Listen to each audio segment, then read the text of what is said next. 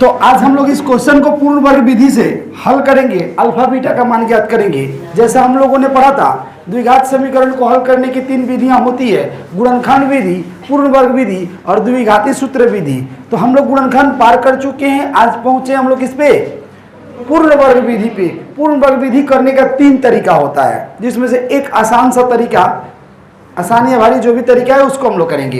तो चलिए इस पूर्ण वर्ग विधि को हम लोग कैसे करेंगे। तो सबसे पहला टारगेट है आपको एक्स स्क्वायर को आजाद कीजिए।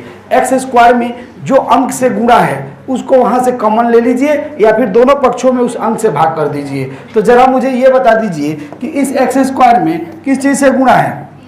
इस एक्स स्क्वायर में 3 से गुणा है, तो दोनों पक्षों में मैं क्या कर दूंगा, 3 से भाग कर दूंगा। दोनों पक्षों में 3 से भाग करने पर ये एक तरीका है, अदरवाइज 3 कॉमन लेकर के उस साइड भेज दीजिए, 0 में जाकर 0 हो जाएगा। ओके, इसके बाद क्या करेंगे, ये देखिए अगला लाइन बनेगा, 3 में 3 से डिवाइड करेंगे एक्स स्क्वायर, और यहाँ 3 से डिवाइड करेंगे तो हो जाएगा 4√3/3।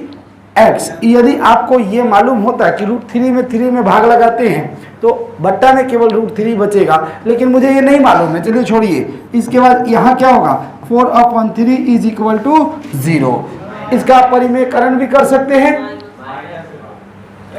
यहाँ माइनस है, कोई नहीं, मिस्टेक हो गया थोड़ा सा। इसके बाद से यहाँ 4/3 है, इधर इक्वल में क्या है 0। और कुछ लोग इसको कटा भी सकते हैं, √3 से √3 बार में कट जाएगा ना 3।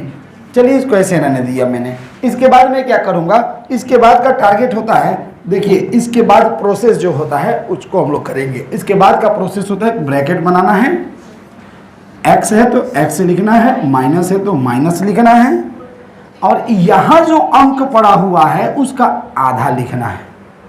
जो अंक रहेगा एक्स को छोड़ के जो अंक है, तो देखिए यहाँ 4√3/3 है, इसका आधा मतलब बट्टा में भी ना 2 से इसको घुलटा दिए, क्या हो गया 2√3/3, यानी कि यहाँ लिखना है 2√3/3।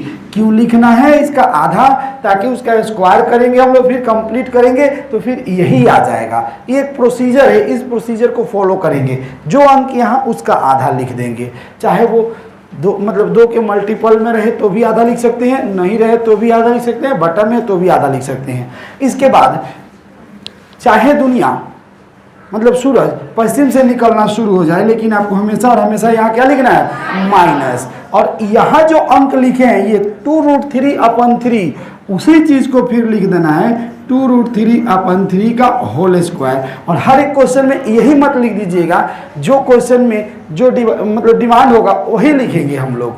यहाँ 2√3/3 है तो वही लिखा हूँ, 4 रहता है तो 4 जो यहाँ रहेगा वही रखना है, लेकिन यहाँ माइनस रहना चाहिए। कुछ लोग यहाँ कंफ्यूज हो जाते हैं, यहाँ माइनस है तो माइनस रखे हैं, प्लस रहेगा तो माइनस रखेंगे, मतलब प्लस रख देते हैं। वहाँ पास भी माइनस रखना है, प्लस हो या माइनस हो यहाँ हमेशा माइनस रखना है।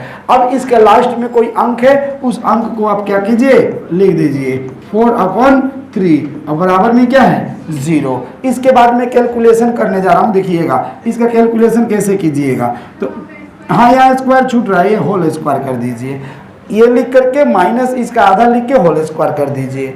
अब देखिए x माइनस 2√3/3 का होल स्क्वायर माइनस, अब देखिए मैं क्या करूंगा, अब इसका स्क्वायर कर दूंगा। कुछ लोगों को स्क्वायर नहीं आता है, हम लोग ध्यान से देखिएगा, 2 का स्क्वायर 4 और इंटू है ना, √3 का स्क्वायर 3, तो 4 × 3 4 3 12।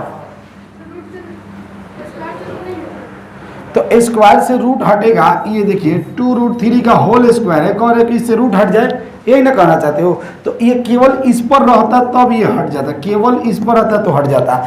इसको क्यों अनाथ छोड़ दे रहे हो, उस पर भी तो स्क्वायर है, तो इस पर भी स्क्वायर और इस पर भी स्क्वायर, इसका स्क्वायर 4 और इसका स्क्वायर रूट हट गया तो क्या बन गया 3 4 3 12। क्लियर।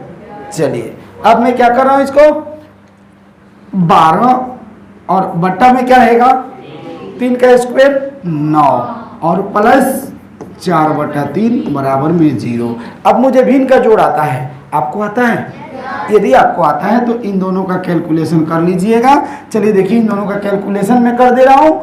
9 और 3 का एलसीएम, या रफ में कर रहा हूँ, 9 और 3 का एलसीएम 9, 9 एकम 9 -12 और 3 से कीजिएगा, 3 3 9, 3 बार में और 3 चौके +12 कट के क्या हो गया 0। मतलब निष्कर्ष ये निकला। कुछ लोग ऐसे भी देख सकते हैं ना, 3 से कटाइए, 3 3 9, 3 चौके 12, 4/3 माइनस में, 4/3 प्लस में, खत्म 0, कुछ नहीं बचा। क्या बच गया इधर x - 2√3 बटा में 3 का होल स्क्वायर और बराबर में 0, ये ना होता है। अब देखिए इसमें मैं क्या करने जा रहा हूं, इसमें स्क्वायर हटेगा इधर से, होल स्क्वायर पर से स्क्वायर हटता है तो होल रूट उधर, जितना अंक रहेगा सब पे रूट हो जाएगा। x - 2√3 और बटा में 3 इज इक्वल टू 0 का रूट 0 ही ना होता है। अब देखिए यहाँ पास x का मान निकालना है तो जो अंक है उसको उधर भेज दिया, उधर 0 और इधर गया तो प्लस, ये क्या हुआ 2√3 और बटा में 3, ये रहा आपका x का मान। अब कहिएगा एक ही आंसर आ रहा है, मैं बोलूंगा इसका अल्फा भी उतना ही होगा और बीटा भी उतना ही होगा। 2 बार लिख लीजिए इसी को, इसका अल्फा बीटा सेम होगा। अगर इधर कोई अंक होता तो अल्फा बीटा अलग अलग हो जाता है। Got it? तो ये रहा कंप्लीट। किस विधि से बनाया मैंने? पूर्ण वर्ग विधि से बनाया मैंने। इस क्वेश्चन को कंप्लीट मैंने पूर्ण वर्ग विधि से बनाया।